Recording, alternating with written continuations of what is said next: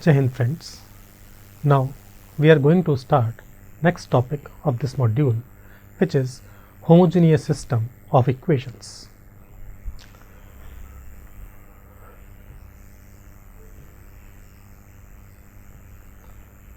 The system of equations considered so far are of the form Ax equal to b, where this matrix B right hand side was not a null matrix. Such systems are called non-homogeneous systems of equations. If we take B as 0, then this system Ax equal to b takes this form Ax equals to O. The system so obtained is called homogeneous system of equations. Thus, if in a system of equations this right hand matrix B is replaced by a null matrix, then the system of equations is called homogeneous system of equations. For example, consider this system. In this system, the matrix B is a 3 by 3 a column matrix having 3 zeros. So, this system is homogeneous system. Now, if I observe this system, I observe that all terms on right hand side are 0. Therefore, if I take x equal to 0, y equal to 0, z equal to 0, then these values of x, y and z will certainly satisfy this system, because right hand side in each equation is 0, and when I substitute these unknowns to be 0, then left hand side and our right hand side will definitely become equal. Thus, this x equal to 0, y equal to 0, z equal to 0 is a solution of this system. This system is a system of equations in 3 unknowns and 3 variables, but this statement is true for any system of equations which is homogeneous, because if I take the values of all unknowns to be 0, then homogeneous system will certainly be satisfied, because I know that homogeneous system is of the form Ax equal to 0, and I replace this x by a null matrix O, then I will obtain O equal to O or 0 equal to 0. It means the homogeneous system has at least this solution in which all unknowns are taken to be 0. This means that homogeneous system of equations has at least one solution, because 0 0 0 is always a solution of this system. So, we can say that homogeneous system has at least one solution, and it means this is always consistent and never inconsistent. It means in previous type, when we were discussing non-homogeneous system, there was a case when system of equations was inconsistent, but such situation will never be there in case of homogeneous system. If we are working in a homogeneous system, then such system will always be consistent. Now, when the system is consistent, then there are only 2 possibilities remaining, whether there are infinitely many solutions or there is unique solution. So, in this case, when the system of equations is homogeneous system, we have no need to construct augmented matrix AB, because the matrix B is always 0 here. So, we will just construct coefficient matrix, and we shall follow the procedure to find the consistency of the system. Now, I discuss the procedure. First of all, write coefficient matrix for given homogeneous system. Then reduce the matrix to echelon form by using row transformations only. Then find the rank and number of unknowns. Because we have converted the matrix to echelon form, there is no difficulty in finding rank. Number of unknowns can be seen directly from the given system of equations. Now, if rank of A equals number of unknowns, it means system is consistent with unique solution. And because for a homogeneous system a zero solution is always there, it means a unique solution will be nothing but zero solution, or also called trivial solution. If rank of A is less than number of unknowns, then system is consistent with infinitely many solutions, and in this case these solutions will have non-zero values of unknowns as well, and therefore we call it non-zero solution or non-trivial solution. Thus, whenever we are to solve a homogeneous system of equations, we shall just construct coefficient matrix. Augmented matrix is not required. Then that coefficient matrix will be converted to echelon form using row transformations only. Now there will be two cases, either rank of A is equals to number of unknowns or rank of A is less than number of unknowns. If rank of A is equals to number of unknowns, then in that case system will have only zero solution or trivial solution, and if rank of A is less than number of unknowns, then system will have non-zero solution or non-trivial solution. The process is summarized in the following chart. If I have a system Ax equal to O, that is homogeneous system, then this system is always consistent, that is always has a solution. To solve this system, we shall find rank of matrix A, which is coefficient matrix here. Now there will be two possibilities, either rank of A is equals to number of unknowns or rank of A is less than number of unknowns. If rank of A equals number of unknowns, means unique solution or trivial solution, and if rank of A is less than number of unknowns, then there are infinitely many solutions or non-zero solutions or non-trivial solutions. Now we illustrate this procedure with the help of example. Example says, discuss consistency of the following system, this S should not be there, following system, and hence solve 4x plus 3y minus z equals to 0, 3x plus 4y plus z equals to 0, x minus y minus 2z equal to 0, and 5x plus y minus 4z equals 0. These four equations are given.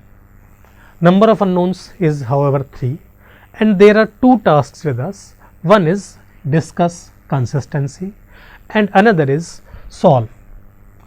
To discuss consistency, I observe that the all terms on right hand side in equations are 0. It means this system is homogeneous system of equations, and therefore we shall just construct coefficient matrix, and then that coefficient matrix will be converted to row echelon form, and the procedure discussed in previous slides will be implemented. The coefficient matrix can be written in this manner. The coefficients of x, y and z from first equation are 4, 3 and minus 1. These make first row of the matrix. From second equation 3, 4 and 1, these are coefficients which gives second row of the coefficient matrix. In third equation, coefficients are 1, minus 1 and minus 2. These make third row of the coefficient matrix, and similarly last row is obtained from last equation. Now we shall reduce this matrix to echelon form using row transformations only. For this, I first want to make this element as 1, and therefore apply this transformation R1 interchanged with R3. Applying this transformation R1 interchanging with R3, this 1 will be shifted to this place, and I obtain this matrix 1 minus 1 2. This row is written at the place of first row, 3 4 1 second row unchanged, 4 3 minus 1 comes to third row, and last row is again unchanged. Now with the help of this one, remaining elements of first column will be converted to 0. For this, I apply these transformations. R2 replaced by R2 minus 3R1 will give 0 here. R3 replaced by R3 minus 4R1 will give 0 here, and R4 replaced by R4 minus 5R1 will give 0 at this place. By applying these transformations, I obtain this matrix. Now, this matrix is still not in echelon form, so I shall convert this element to 1, and with the help of this one, remaining elements of the column will be converted to 0. For this, I apply this transformation R2 replaced by R2 minus R4, because this will introduce 1 at this first place. Applying this transformation, this 7 7 is converted to 1 1, because 7 minus 6 1, 7 minus 6 again 1, and with the help of that one, the remaining elements of the column will be transformed to 0. So, I apply these transformations. R3 replaced by R3 minus 7 R2, this element becomes 0. R4 replaced by R4 minus 6 R2, this element will become 0, and in this manner I obtain this matrix. Clearly, this matrix is in echelon form, because the 0 rows are occurring at the end in the matrix, and in remaining rows the number of zeros are in increasing order if we consider only zeros before first non-zero element. Thus, when echelon form is obtained, now I shall calculate two values. First is rank of A. Here these last two rows are 0, so number of non-zero rows is 2, and it is nothing but rank of the matrix. Also, number of unknowns is 3, because there were 3 unknowns, namely x, y and z. Now, we see that rank of A is less than number of unknowns, and when for a homogeneous system rank of A is less than number of unknowns, the system has non-zero solution, and therefore this system also has a non-zero solution or non-trivial solution. Thus, we are able to tell what type of consistency this system of equations has. Now, we move towards next part, where we shall find the solution. This is our matrix obtained by converting the given coefficient matrix in echelon form. Now, we shall write equations from this coefficient matrix. From first equation, I will get 1x minus 1y minus 2z equals to 0. So, this is our first equation. From second row, I obtain y plus z equals 0. Now, I want to calculate the values of x, y and z. Here we have only two equations are available. Because there are 3 unknowns, it means one unknown must be arbitrary, so that the equation system can be solved by substitution method. So, I take z to be k, where k is any arbitrary real number. Substituting k in equation 2, I obtain y is equals to minus k, and substituting y and z in this first equation, we get x equals k. Thus, x equals k, y equals minus k and z equals plus k is required solution, where k is arbitrary. Let me sum up once again what happened. This system of equations was given. We were trying to do two things. Number one, discuss consistency, that is tell what is the nature of the solution of this system, and then to solve this system, that is finding the values of x, y and z. Because all values on right hand side of each equations are 0 means system is homogeneous system, and therefore only coefficient matrix is sufficient, no augmented matrix is required. I constructed coefficient matrix. This coefficient matrix was reduced to row echelon form, and then when I obtained row echelon form, two quantities are required. One is rank of matrix, rank of A, and second is number of unknowns. Rank of A is 2, number of unknowns is 3. Since rank of A is less than number of unknowns, and therefore this system has non-zero solution or non-trivial solution. Till here I have discussed consistency. To find the values of x, y and z, I rewrite the equations from this echelon form. Only two equations are available now because remaining rows are 0. So I assume z to be k, substituting z in second equation and y in first equation, I obtain the values of x. Thus x equals k, y equals minus k, z equals k is required solution where k is arbitrary. Here it should be noted that we have taken z equals to k where k is arbitrary, but there is no such restriction that we need to take only z as k. We can take x or y as well. The form of solution may look different, but ultimately these all forms will be equivalent. Thus we have seen what is homogeneous system, and we have understood with the help of example how to solve the homogeneous system of equations and also how to discuss consistency of such system. Now we are going to move towards next important topic of this module, which is Cayley-Hamilton theorem, and for that we need to understand what is characteristic equation.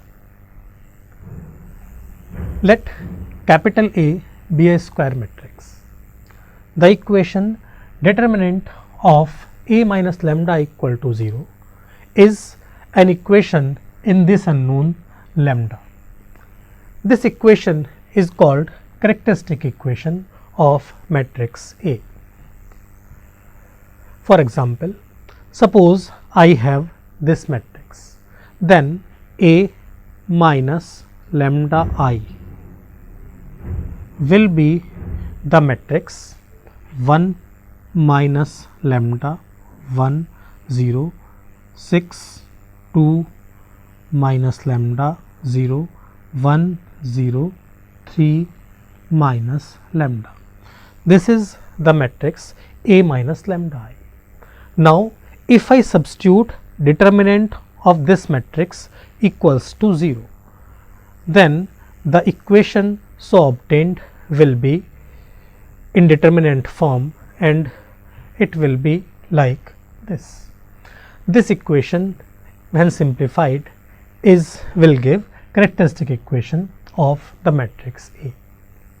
Now when we are clear that what is characteristic equation of a matrix, we now move towards our purpose for which we have introduced characteristic equation, and the result is known as Cayley-Hamilton theorem. This result is quite useful in matrix, and its application will also be seen through example. First of all, let me state this theorem. Theorem says that every square matrix satisfies its own characteristic equation. What does it mean? It says, suppose A is any square matrix. I calculate A minus lambda I, this matrix, then its determinant, and equate the result to 0. This expression when simplified will give an equation in terms of lambda. If I substitute lambda, if I replace lambda by A everywhere and the constant term by I, then the result so obtained will again be a 0 matrix. It is the statement of Cayley-Hamilton theorem. Thus, if characteristic equation of matrix A is lambda square plus 2 lambda plus 3 equals to 0, then according to this theorem, A square plus 2A plus 3i will also be a zero matrix. If characteristic equation of a matrix A is this, lambda cube plus 2 lambda square plus 3 lambda minus 7 equals to 0, then its characteristic equation will also be satisfied by A, that is a cube plus 2a square plus 3a minus 7i will also be 0. Thus, every square matrix, if substituted in its own characteristic equation, will give null matrix. This is the statement of Cayley-Hamilton theorem. Now, we will understand it with the help of example. In this example, we will first verify the Cayley-Hamilton theorem for a given matrix, and then we will learn the application of Cayley-Hamilton theorem in finding inverse of the matrix as well as a matrix polynomial. Example says, verify Cayley-Hamilton theorem for this matrix A. Hence, compute A inverse and second this matrix polynomial A5 minus 4A4 minus 7A cube and so on. First of all, we need to verify Cayley-Hamilton theorem. To verify Cayley-Hamilton theorem, we shall first find characteristic equation of this matrix, and then lambda will be replaced by A everywhere, so that and then the resulting matrix expression will be calculated.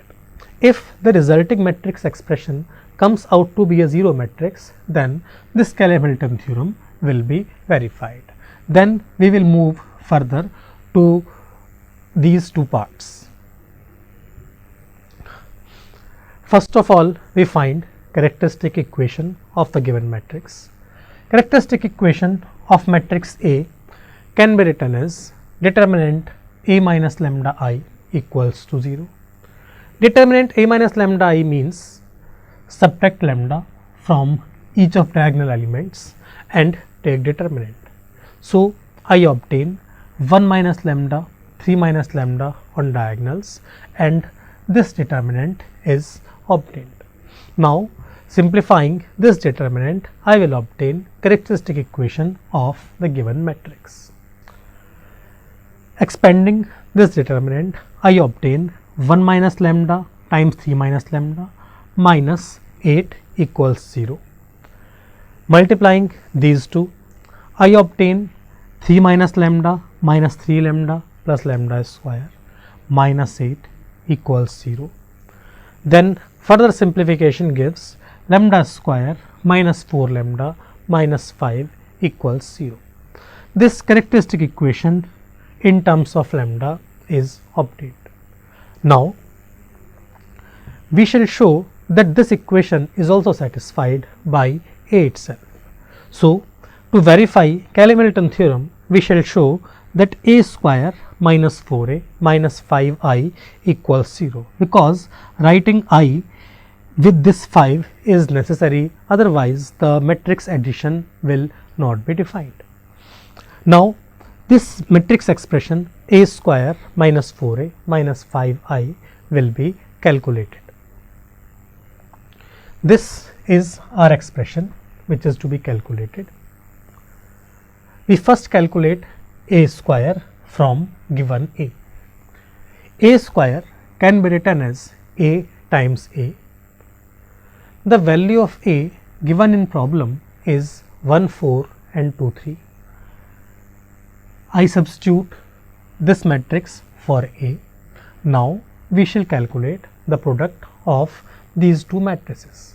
When these two matrices will be multiplied, I will obtain A square is equals to 9, 16 and 8, 17. 1 plus 8, 9, 4 plus 12, 16, 2 plus 6, 8 and 8 plus 9, 17.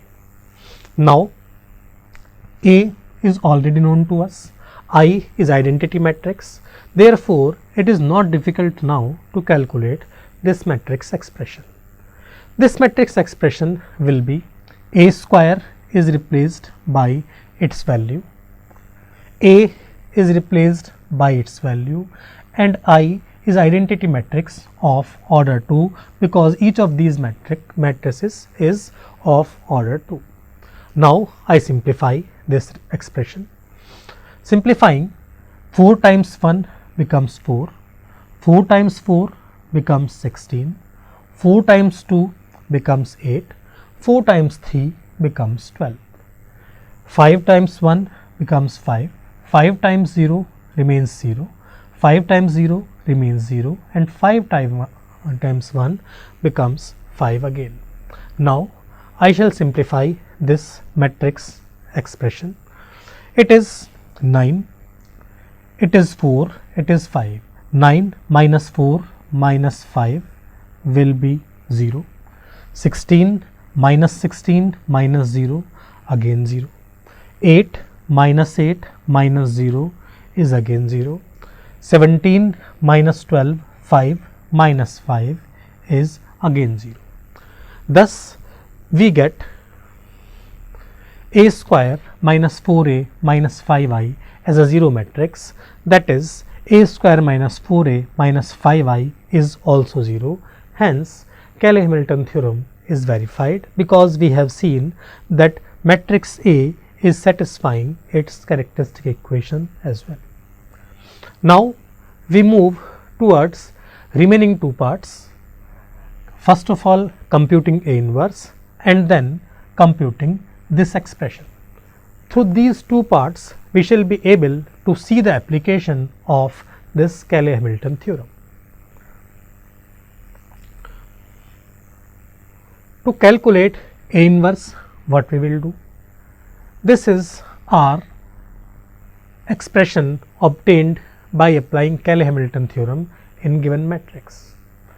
I shall multiply this whole result by A inverse. By doing so, this A square will be converted to A, this A will be converted to identity matrix, and this identity matrix will be converted to A inverse, and then simplifying this expression for A inverse, I will get required inverse. So I multiply this equation 1 by A inverse. In this manner I obtain this expression. Simplifying, this term will give A here and minus 4i next term, and this minus 4i plus A is shifted towards right hand side, and this term 5A inverse is written on left. Let me explain this step with slightly more detail. This will be A minus 4 times I minus 5 times A inverse equals O. This 5A inverse is shifted on LHS and the remaining terms on right hand side. Now this A and 4i are already given to us. A is this matrix, I is identity matrix. Simplifying, I obtain 1 4 2 3